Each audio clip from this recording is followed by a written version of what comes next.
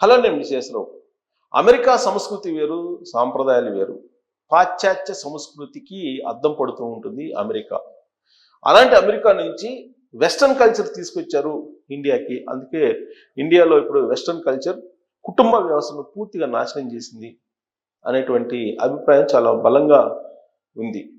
అంతేకాదు అమెరికా తీసుకునేటువంటి నిర్ణయాలు, దానికి అనుగుణంగా కొన్ని నిర్ణయాలు ఇండియాలో కూడా తీసుకుంటున్నారు అనేటువంటి అభిప్రాయం కూడా ఉంది.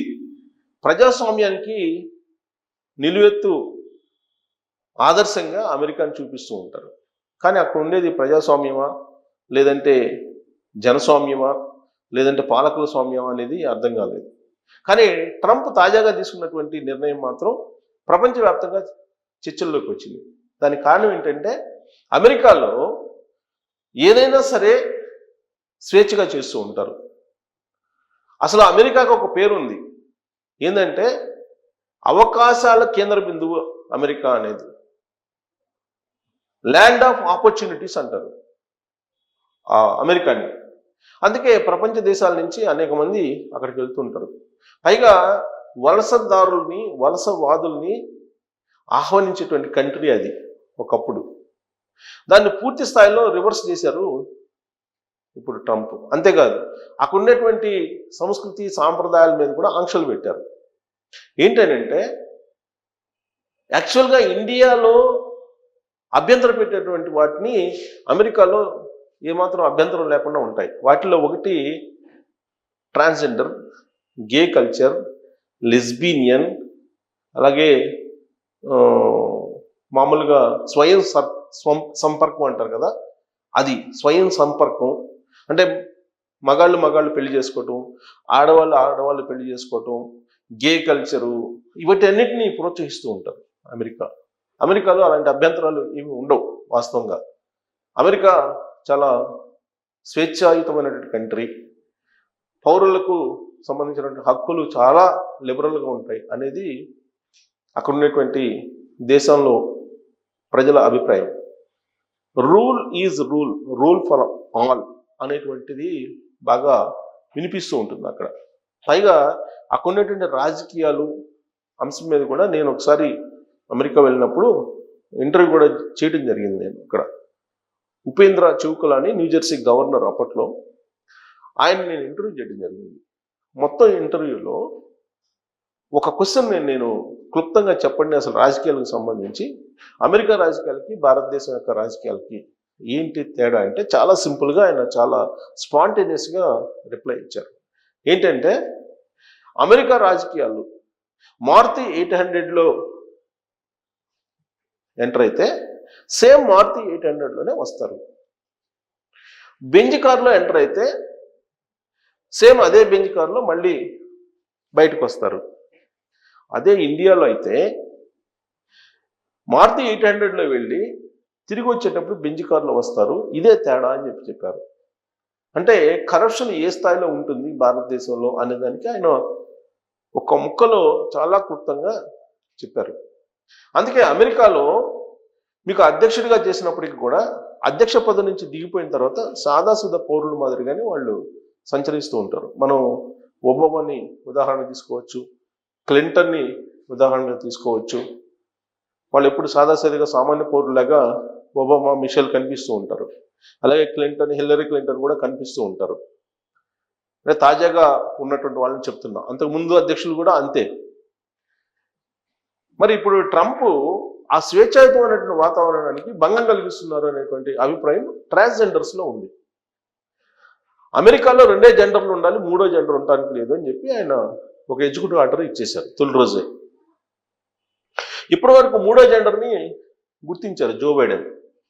అమెరికా ప్రభుత్వం కూడా గుర్తించింది. అసలు గే కల్చర్ని అక్కడ సపోర్ట్ చేశారు.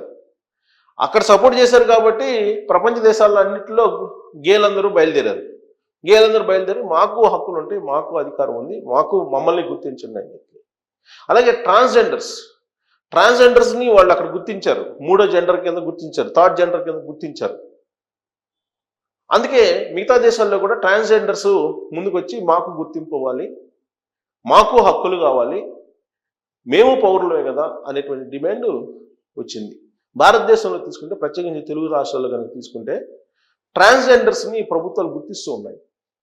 ప్లస్ ఢిల్లీ లాంటి ప్రభుత్వం, ఆప్ గవర్నమెంట్, వాళ్ళు లింగ మార్పిడికి అనుకూలంగా ఉన్నారు. లింగ మార్పిడి చేసుకోవచ్చు అని చెప్పి చెప్తూ ఉన్నారు. ట్రాన్స్జెండర్స్ అంటే మగవాళ్ళు ఆడవాళ్ళుగా మార్చచ్చు, ఆడవాళ్ళు మగవాళ్ళుగా మార్చొచ్చు. అది ఖరీదైనటువంటి ప్రక్రియ. దాన్ని ప్రభుత్వ ఆసుపత్రుల్లో పరిచయం చేశారు కేజ్రీవాల్ ముఖ్యమంత్రి. అదే తరహాలో తెలంగాణలో కావాలి, ఆంధ్రప్రదేశ్లో కావాలని చెప్పేసి ట్రాన్స్జెండర్స్ ఇప్పుడు డిమాండ్ చేస్తున్నారు. ఓట్ల కోసం ఎలాంటి అంశాలైనా కానీ భారతదేశంలో మేనిఫెస్టోలో పెడతారు. ఇవాళ కాకపోయినా రేపైనా సరే ఖచ్చితంగా ట్రాన్స్జెండర్ చేసేటువంటి డిమాండ్ని మేనిఫెస్టోలో పెట్టి తీరే అవకాశం ఉంది అనేది నేను ఒక సీనియర్ జర్నలిస్ట్గా చెప్పగలను. కారణం ఏంటంటే అనేక అంశాలు ఇప్పుడు మేనిఫెస్టోలో ఉచితాలన్నీ చాలా పెడుతున్నారు కదా. ఇప్పుడు ట్రాన్స్జెండర్స్ యొక్క సంఖ్య కూడా పెరుగుతోంది, భారతదేశంలో పెరుగుతుంది, తెలుగు రాష్ట్రంలో కూడా పెరుగుతుంది. వాళ్ళ ఓట్లు కావాలి. ప్రత్యేకించి గ్రేటర్ హైదరాబాద్లో తీసుకుంటే అనేక మంది ట్రాన్స్జెండర్స్ ఉన్నారు, గేలు ఉన్నారు, లెస్బీనియన్స్ ఉన్నారు. వాళ్ళందరికీ కూడా హక్కులు కావాలని చెప్పి పోరాడుతున్నారు. అసలు ట్రాన్స్జెండర్స్ని గుర్తించి రాష్ట్ర ప్రభుత్వం ఇప్పుడు ట్రాఫిక్ విధులు నిర్వహించడానికి పెట్టారు వాళ్ళు హైదరాబాద్లో. అంటే రాబోయేటువంటి రోజుల్లో ట్రాన్స్జెండర్స్ని కూడా అదొక మూడో జెండర్గా గుర్తించేటువంటి అడుగులు పడుతూ ఉన్నాయి భారతదేశంలో కూడా. దానికి కారణం ఏంటంటే అమెరికా నుంచి బయలుదేరినటువంటి డిమాండ్. కానీ ఇప్పుడు ట్రంప్ ఏం చేస్తున్నాడు? ఎగ్జిక్యూటివ్ ఆర్డరు, రెండే జెండర్లు ఉన్నాయి అమెరికాలో, మూడో జెండర్ ఉండడానికి లేదు, ప్లస్ లింగ మార్పిడి అనేది నిషేధం అని చెప్పి ఆయన ఎగ్జిక్యూటివ్ ఆర్డర్ చేశారు. దీంతో ఈ ట్రాన్స్జెండర్స్ అందరూ కూడా ఇప్పుడు అమెరికాలో రోడ్ల మీదకి వస్తున్నారు, గేలు రోడ్ల మీదకి వస్తున్నారు, లెస్బియన్స్ రోడ్ల మీదకి వస్తున్నారు. మా స్వేచ్ఛకు నువ్వెవరో భంగం చేయడానికి, అది మా ఇష్టం అని చెప్పేసి వాళ్ళు ఇప్పుడు రోడ్ల మీదకి వస్తున్నటువంటి పరిస్థితి. అమెరికా వ్యాప్తంగా ట్రాన్స్జెండర్స్ ఇప్పుడు ట్రంప్ మీద ఆగ్రహంగా ఉన్నారు. ప్రపంచవ్యాప్తంగా కూడా ఇప్పుడు ట్రాన్స్జెండర్స్కి మద్దతుగా అక్కడ ఉండేటువంటి పరిస్థితిని వ్యతిరేకిస్తూ ప్రపంచవ్యాప్తంగా కూడా ఇప్పుడు ఆందోళనలు బయలుదేరాయి. అంటే ట్రాన్స్జెండర్స్ అనేటువంటి ఒక గ్రూపు ఎంత బలమైనదో ఇప్పుడు ట్రంప్ చూడబోతున్నారు. దాన్ని ఒక ఎగ్జిక్యూటివ్ ఆర్డర్ కింద మార్చేసి ఆయన రెండు జెండర్లు మూడో జెండర్ ఉండడానికి లేదని చెప్పి ఇచ్చారు అని అంటే అక్కడ ఉండేటువంటి సీరియస్నెస్ ఏంటి అనేది మనకు అర్థమవుతుంది. కానీ బలమైనటువంటి గ్రూప్ అది. ఇప్పుడు రిపబ్లికన్ పార్టీ అధికారంలోకి వచ్చింది, డెమోక్రటిక్ పార్టీ అధికారం కోల్పోయింది. కానీ రాబోయేటువంటి రోజుల్లో ట్రాన్స్జెండర్స్ అందరూ కూడా డెమోక్రటిక్ పార్టీ వైపు వెళ్తే కనుక నష్టం చేకూరే అవకాశం ఉందని చెప్పి ఇప్పుడు రిపబ్లికన్ పార్టీలో ఉండేటువంటి వాళ్ళే ట్రంప్ని వ్యతిరేకిస్తున్నారు, ఆయన ఇచ్చినటువంటి ఎగ్జిక్యూటివ్ ఆర్డర్స్ని వ్యతిరేకిస్తున్నారు. సో ప్రపంచవ్యాప్తంగా కూడా ఇదొక అంశంగా మారింది లింగ మార్పిడి అనేది. లింగ మార్పిడిని నిషేధించేశారు ట్రంప్.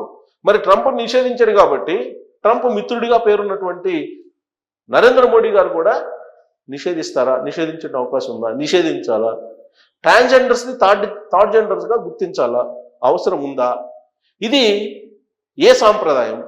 అమెరికన్ సాంప్రదాయమా లేదా ఇండియన్ సాంప్రదాయమా? అమెరికా సాంప్రదాయాన్ని దిగుమతి చేసుకున్నటువంటి ఇండియాలో లింగ మార్పిడి మీద నిషేధం విధించాల్సి ఉంది. అక్కడ నిషేధించారు, ఇక్కడ నిషేధించడానికి తర్జన భర్జన పడుతున్నారు. మరి ట్రంప్ తీసుకున్నటువంటి ఈ నిర్ణయం రాబోయేటువంటి రోజుల్లో భారతదేశంలో కూడా ఇంప్లిమెంట్ చేయాలా, అవసరం లేదా అనే దాని మీద కామెంట్ రూపంలో మీ అభిప్రాయాన్ని తెలియజేయచ్చు. Thank you very much.